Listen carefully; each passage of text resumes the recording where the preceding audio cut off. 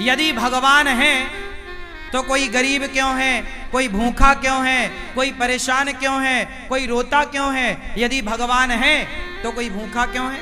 अच्छा ये बताओ, भगवान ने ही तो तुम्हें ये स्वस्थ शरीर दिया है और पांव दिए हैं, हाथ दिए हैं, बना दिया ना तुम्हें कमा के खाने लायक। अब तुम कमा के खाने लायक हो फिर भी भूखों मरो तो इसमें भगवान का दोष है कि तुम्हारी अकर्मण्यता है। अरे तुम काम करते तो भूखों काहे मरते? बोलो, हर जगह भगवान दोषी है क्या? भगवान थोड़ी किसी को भूखा मार रहे हैं। भगवान ने तो कमा के खाने की आपको ताकत दे रखी है। पांव दिए हैं, हाथ दिए हैं। टाटा, बिड़ला, अडानी, अंबानी, अंबानी के पास भी दो ही हाथ हैं, आपके पास भी दो हाथ हैं। उसके पास भी इतना बड़ा दिमाग है, आपके पास भी उतना ही बड़ा दिमाग है। उसकी भी किडनी उतनी है जितनी आपकी है। उसके शरीर में भी लगभग उतना खून है जितना आपके में है। क्या ज्यादा दिया ईश्वर ने? उसने मेहनत की, उसने दिमाग लगाया, तो आज उसके पास सबसे ज्यादा पैसा है। तो ईश्वर ने तो आप सबको सब कुछ दे रखा है। आप अपने मन का, इंद्रियों का, अपने बुद्धि का सदुपयोग करो तो कोई गरीब नहीं होगा। कमाओ ना। किसने हाथ पकड़ा है? अंबानी तो नहीं कहते कि मैं गरीब हूं, मेरे पास खाने को नहीं है। वो मेहनत करते हैं, आप करो ना मेहनत। और भगवान को गालियां देने से क्या होगा? भगवान को कोसने से क्या होगा? अरे भगवान होते तो कोई गरीब क्यों होता? अरे भगवान है, सब तो दिया तुम्हें। देखने को आंख दी, सुनने को कान दिया, चलने को पांव दिया। ये कोई तुम्हारे बाप ने थोड़ी दिया है। क्यों?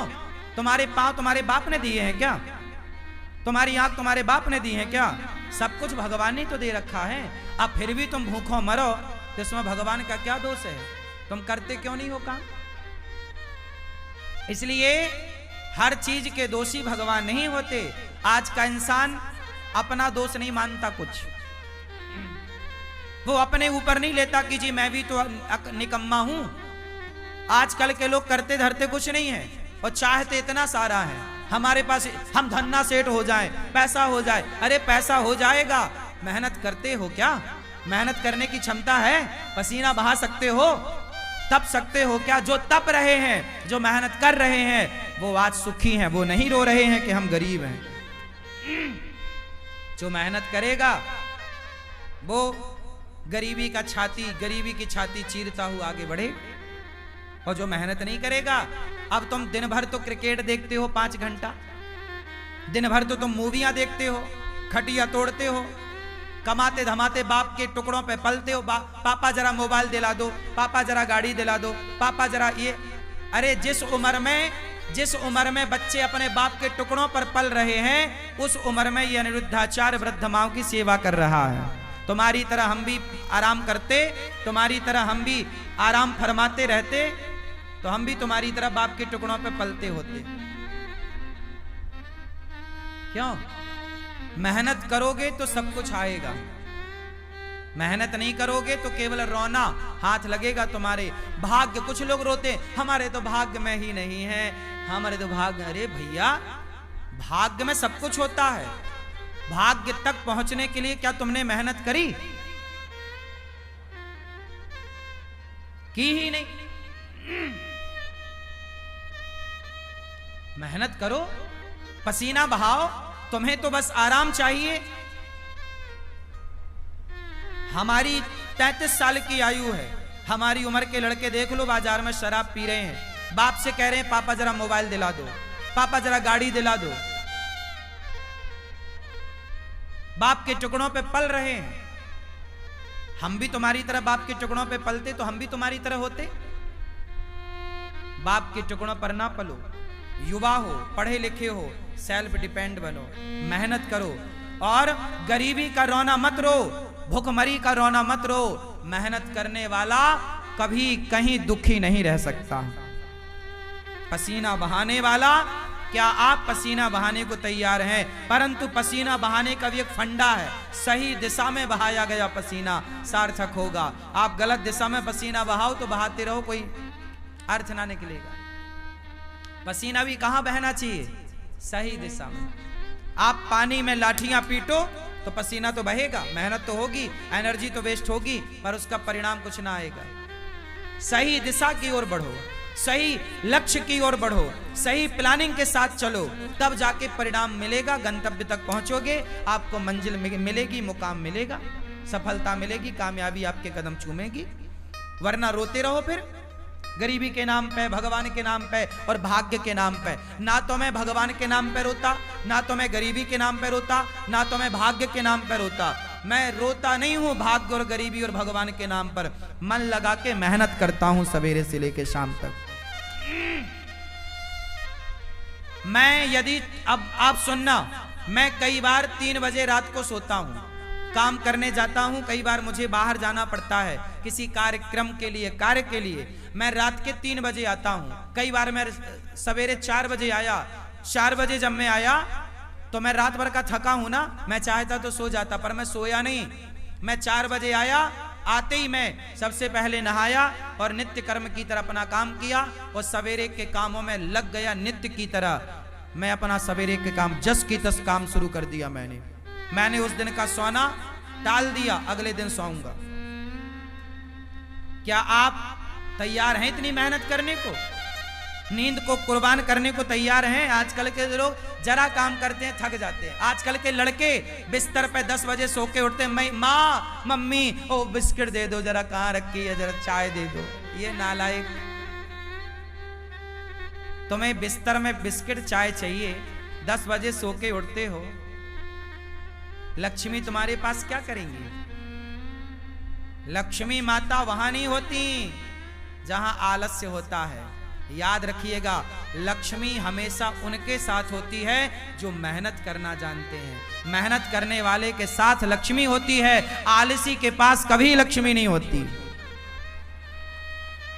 आलसी के पास कभी भी लक्ष्मी नहीं होती। मेहनत करो, पसीना बहाओ, कामयाबी के पीछे मत भागो, कामयाबी तुम्हारे पीछे भागेगी। तुम्हारी मेहनत तुम्हारी तस्वीर तकदीर दोनों बदलेगी। मेहनत कौन है? लता जी इतना बढ़िया गाती थी, बताओ लता जी जैसा कौन दूसरा आया? क्योंकि लता जी जैसी मेहनत किसने की? उनके जैसा रियाज किसने किया? हर चीज को मेहनत चाहिए, हर काम को मेहनत चाहिए। बिजनेस करना है तो व्यापार किससे चलेगा? व्यवहार से चलेगा, प्लान से चलेगा, दिमाग से चलेगा। है नहीं दिमाग, प्लानिंग है नहीं, तो कैसे चलेगा? मेहनत करना नहीं है। आज के लड़के 9 बजे सो के उठते हैं, जबकि तुम्हारा बाप जाके 8 बजे दुकान में बैठ जाता है। 8 बजे तो उसका ऑफिस खुल जाता है। अब जो आज के लड़के 10 बजे जागते हैं, वो ऑफिस कब खोलेंगे? तुम्हारा बाप मेहनत करता था तो इतनी संपत्ति बना लिया, तुम अपने बाप की तरह भी ना बना पाओगे। बाप के टुकड़ों पे पलते पलते रहोगे, क्योंकि मेहनत नहीं है ना। और मेहनत होगी तो बाप से ज्यादा भी कमा लोगे। बात सही है? हाँ, मेरा सिद्धांत अलग है। मैं ये चाहता हूं आज का युवा 2020 होता है, लड़के नौजवान सारे मैच देखते हैं। मैंने एक दिन मैच नहीं देखा। मैं क्यों देखूं? पागल हूं क्या अपना टाइम वेस्ट करूं? पागल तुम हो जो अपना समय बर्बाद कर रहे हो। जो अपना समय बर्बाद करे उससे बड़ा मूर्ख कोई नहीं। सबसे बड़ा मूर्ख कौन? उत्तर दो। सबसे बड़ा मूर्ख कौन? जोर से। जो अपना गोल्डन टाइम, जो अपना समय बर्बाद करेगा, वो सबसे बड़ा मूर्ख है। और आज के बच्चे मूवियां देखने में, क्रिकेट देखने में समय इनका सार्थक जा रहा है कि बर्बाद? चाहे पाकिस्तान जीते क्रिकेट में, चाहे श्रीलंका जीता क्रिकेट में, तुम्हें क्या मिला? अरे चलो, भारत का मैच है, कभी एक आध देख लिया, चलो हमारा भारत जीत गया, चलो खुशियां मना ली, एक आध देख लिया। ये थोड़ी कि दिन रात तो मैच ही देखो। ये क्या भाई? जिस समय में आज के बच्चों को कामयाब हो जाना चाहिए, उस समय ये चौका छक्के में तालियां बजाने में लगे हुए हैं। ये उम्र तुम्हारे सफल होने की है, ये उम्र तुम्हारे कामयाब होने की है। अनिरुद्धाचार्य जब 17 साल का था, जब मैं 17 साल का था ना, तब मेरे ऊपर घर की जिम्मेदारी आ गई थी कि घर में नमक है कि नहीं, तेल है कि नहीं, दाल है कि नहीं, चावल है कि नहीं, आटा है कि नहीं। यदि घर में चूल्हा जलता, मैं मेहनत करूंगा तो चूल्हा जलेगा, नहीं करूंगा तो चूल्हा नहीं जलेगा, ये स्थिति थी। 17 साल की उम्र से मैं कमाने लग गया, काम करने लग गया, परिवार की जिम्मेदारी कंधे पे आ गई और तब से काम करता रहा हूं। और आप अपनी एक माँ की सेवा कर लो तो बड़ी कृपा है। आज आपका ये बेटा, आपका ये भाई 280 वृद्ध माओं की सेवा कर रहा है, बेसहारा माओं की सेवा कर रहा है। और ये बच्चे अभी क्रिकेट देखने में लगे, समय बर्बाद करने में लगे हैं। सार्थक समय वापस ना आएगा। समय के पास इतना समय नहीं है कि वो आपको फिर से समय दे सके। समय समय पर होता है, समय समय की बात। राम जन्म का दिन बड़ा, कृष्ण जन्म की रात। सबसे समझदार कौन? जो अपने प्रत्येक क्षण का सदुपयोग कर ले, वो समय का सदुपयोग करने वाला समझदार है। समय का दुरुपयोग करने वाला मूर्ख है। और सबसे बड़ा धन है संतोष। जितना विधाता दे दे उतना बहुत है, लेकिन मेहनत जारी। मेहनत तो बहुत आगे करो, खूब मेहनत करो, लेकिन जितना मिल रहा है कंपटीशन मत रखो कि उसके पास ज्यादा उसके भाग्य का है, हम उससे कंपटीशन क्यों करें। मेरा कंपटीशन किसी से नहीं है। तेरे भाग्य का तू खा रहा है, मेरे भाग्य का मैं खा रहा हूं। तेरे हिस्से की मेहनत तू कर रहा, मेरे हिस्से की मेहनत सारे करो। मेहनत का फल ईश्वर देंगे। बस मैं मेहनत करूं, मैं आपसे ईर्ष्या क्यों करूं कि तुम ज्यादा कमाओ। भैया तुम भी कमाओ, ये संसार है, सब कमाओ। कोई हाथ थोड़ी पकड़ता किसी का। तुम अपने भाग्य का खाओगे, मैं अपने भाग्य का खाऊंगा। रावण अपने भाग्य का खाता, विभीषण अपने भाग्य का खाता। रावण के भाग्य में सर्वनाश था, विभीषण के भाग्य में लंका थी। तो भाग्य का कहीं ना जाएगा, लेकिन मेहनत करो। भाग्य भी तब आपके साथ देगा, भाग्य भी जब आप मेहनत करोगे। यदि विभीषण ने राम का साथ ना दिया होता तो क्या विभीषण का भाग्य विभीषण का साथ देता? इसलिए बिल्कुल पक्की बात है कि आपको सफल होना है, भाग्य के भरोसे रहना नहीं है, पर काम करना, मेहनत करना। खूब डट के मेहनत करो, तपाओ अपने आप को, काम की भट्टी में डाल दो अपने आप को, तपते रहो, सीखते रहो। हर दिन कुछ नया सीखो, हर दिन कुछ नया एक्सपेरिमेंट करो, हर दिन कुछ नया सोचो, हर दिन एक नए विचार के साथ जागो, हर दिन एक नई एनर्जी के साथ खड़े हो, हर दिन एक नया इतिहास लिखने के लिए तैयार रहो। क्यों मेरी मां? आराम नहीं। आज के नौजवान बच्चों की तरह मैं सोता नहीं, आजकल के नौजवान बच्चों की तरह मैं फूहड़बाजी नहीं करता, आजकल के नौजवान बच्चों की तरह मैं पिज्जा बर्गर खाता नहीं, आजकल के बच्चों की तरह मैं विचारधारा नहीं रखता, आजकल के बच्चों की तरह मैं सोचता भी नहीं। तुम जो सोचते हो ना, ऐसी सोच को तो मैं लात मारता हूं। तुम्हारी सोच घटिया है, बढ़िया सोचो, बढ़िया लोगों की संगत। कैकई माता ने, भरत जैसी माँ है, भरत की माँ है कैकई, राम ने दूध पिया है माता कैकई का, लेकिन कैकई की बुद्धि भ्रष्ट हो गई मंथरा की संगति से। जितनी बढ़िया संगति होगी आपकी, उतनी ज्यादा कीमत होगी आपकी। दुर्योधन ने शकुनी संगत करी, शकुनी की, और अर्जुन ने कृष्ण की संगति करी। मायने रखती है संगति कि आपके जीवन में आपका सलाहकार कौन है, आप संगति किसकी करते हैं। जितनी बढ़िया संगति होगी, आप उतना बढ़िया इतिहास लिखेंगे। गलत लोगों की संगति मिल गई। आजकल के नौजवान बच्चों की संगति ही तो गलत है, इनको सलाह देने वाले ही दो कौड़ी के हैं, इनको सलाह ही गलत मिल रही है, संगति गलत है, तो इनकी सोच कितनी बढ़िया होगी। आजकल का नौजवान क्या सोचता है?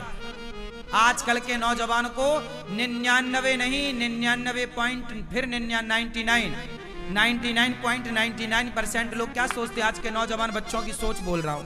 आजकल के बच्चों को क्या चाहिए? केवल मोबाइल बड़ा मिल जाए, बड़ी गाड़ी मिल जाए, ऐशो आराम मिल जाए, और क्लबों में घूमने का मौका बाप पैसा दे दे तो वो क्लबों में जाके रहे, पराई लड़की के संग नाचे। उसे आज ये चाहिए। आजकल के लड़कों को क्या चाहिए? फ्रीडम चाहिए। फ्रीडम में क्या? बढ़िया मोबाइल, बढ़िया लैपटॉप, बढ़िया गाड़ी, बढ़िया व्यवस्था, 5 स्टार होटल, बढ़िया एक लड़की चाहिए, उसके संग वो घूमेगा, लिवन में रहेगा, बस। इससे ज्यादा आज के ये लड़के सोचते क्या? इनकी बुद्धि में केवल सुरा है और सुंदरी है। हाँ या ना?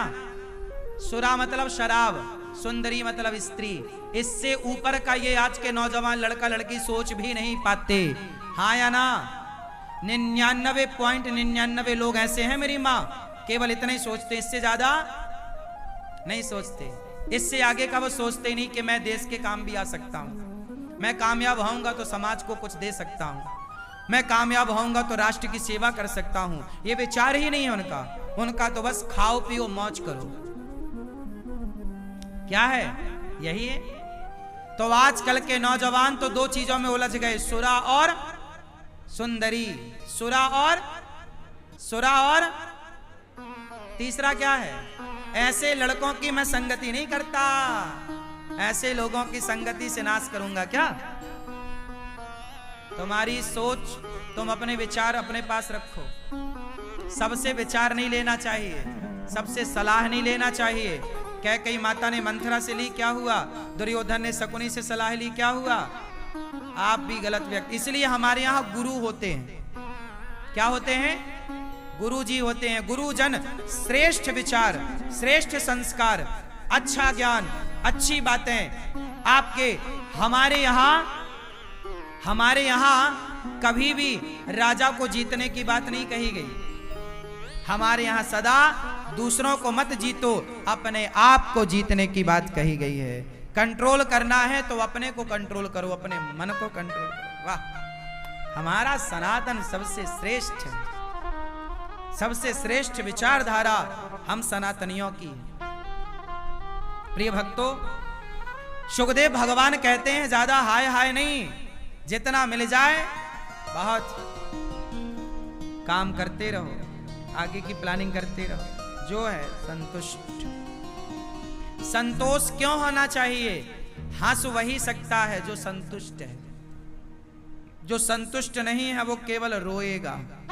वो केवल जो रो रहा है मतलब असंतुष्ट है। जो हंस रहा है उसकी हंसी बता रही है कि संतुष्ट है, इसका रोना बता रहा है कि असंतुष्ट है। सुनो, कॉपी किताबें तो बहुत पढ़ी होगी तुमने, किताबें बहुत पढ़ ली ना। अब थोड़ा इंसानों को पढ़ना सीखो। हम इंसानों को भी पढ़ लेते हैं, पढ़कर बता देते हैं कि तुम्हारा हाल कैसा है। तुम 2 मिनट हमारे संग बैठो, हम 2 मिनट में तुम्हारा पूरा जीवन पढ़ लेंगे कि तुम पूरे जीवन में क्या किए हो, तुम कितने अच्छे हो, कितने बुरे हो। और ये कोई बड़ी बात नहीं, ये आपका अनुभव है। जब आप बहुत अनुभवी हो जाएंगे ना, तो कॉपी किताबें बहुत पढ़ लिए, थोड़ा इंसानों को पढ़ना सीखिए। थोड़ा पत्नी के भाव को पढ़ना सीखिए, थोड़ा पति की भावनाओं को पढ़ना सीखिए, थोड़ा बच्चों के भावों को पढ़ना सीखिए, थोड़ा माँ के भाव को पढ़ना सीखिए, थोड़ा पिता के विचारों को पढ़ना सीखिए, थोड़ा गुरु को पढ़ना सीखिए। किताबें ही पढ़ते रहोगे क्या?